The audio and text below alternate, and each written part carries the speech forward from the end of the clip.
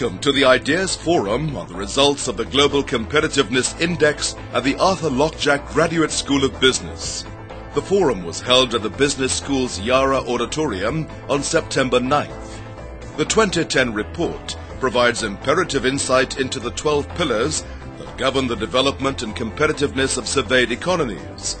First published in 1979, the Global Competitiveness Report has now expanded to cover 130 major and emerging economies, of which Trinidad and Tobago is one. The overall Global Competitive Index, which is derived from 12 pillars, ranks Trinidad and Tobago 84 out of 139. Now, last year's report considered only 133 countries. So if the latest results were imposed on last year's 133 countries, Trinidad and Tobago would have found itself at number 82 as opposed to 86, which was the 2009-2010 ranking. So this suggests to us that Trinidad and Tobago has improved its performance over the past year in moving from 86 to 82 out of 133 countries.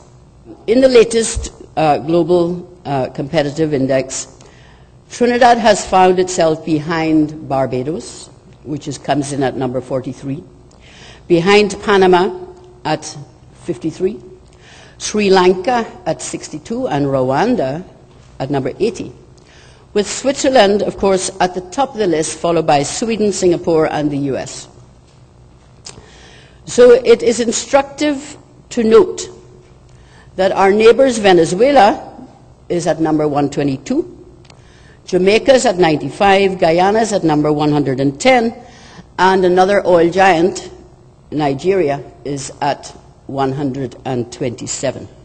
Another interesting result is the performance of the major oil-producing and developing countries like Venezuela and Nigeria, and you can see they are very, very low down on the scale, while other energy exporting countries, which should be of interest to us, like Qatar, is at number 17, Norway at 14, and Saudi Arabia at 21. They are quite high on that list.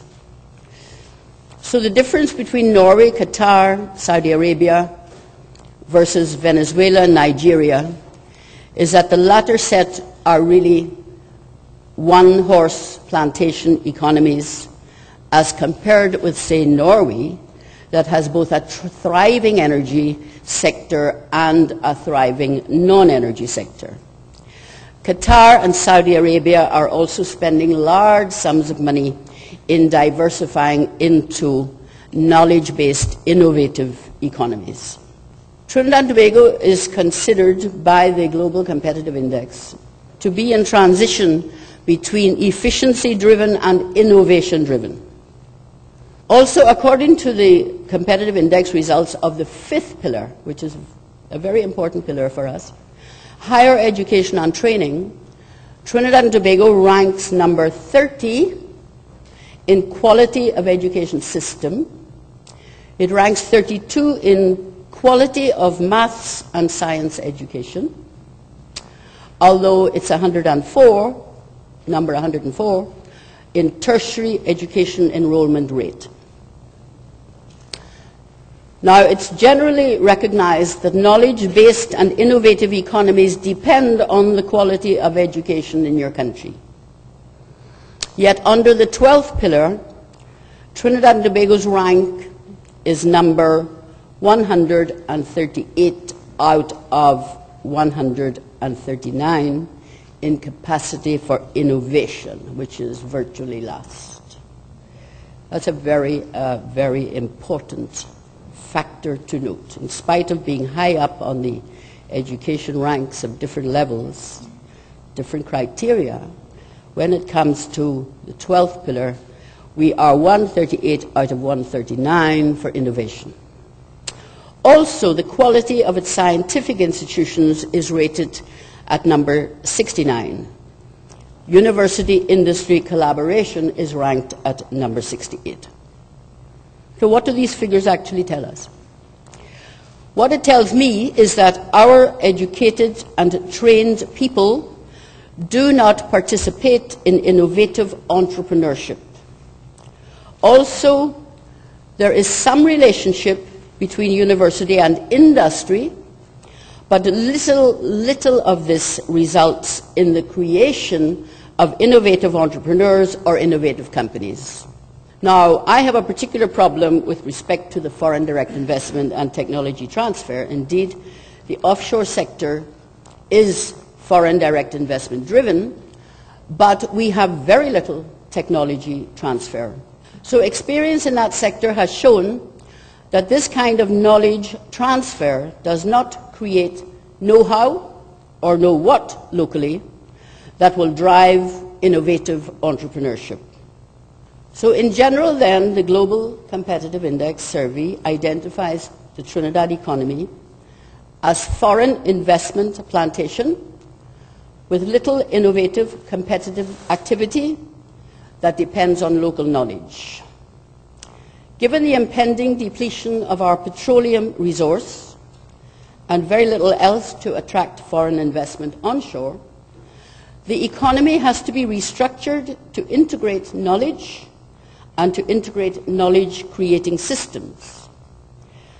That is, its centres of excellence with related companies and small entrepreneurial activities, the encouragement of higher risk local investment in this activity via an initial government initiative, a venture capital type finance system, and then we will have to develop the marketing and the market development into what my ministry has called the innovation diamond. Those are the 4 points of an innovation diamond that we are working on to restructure the economy of Trinidad and Tobago.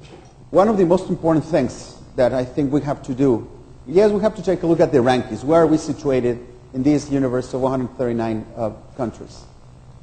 But as important as we are in the place, we have to take a look really at the scores, which means let's compare ourselves, yes, with the world, but even more important so, with ourselves, and see if we have moved, or not during these few years.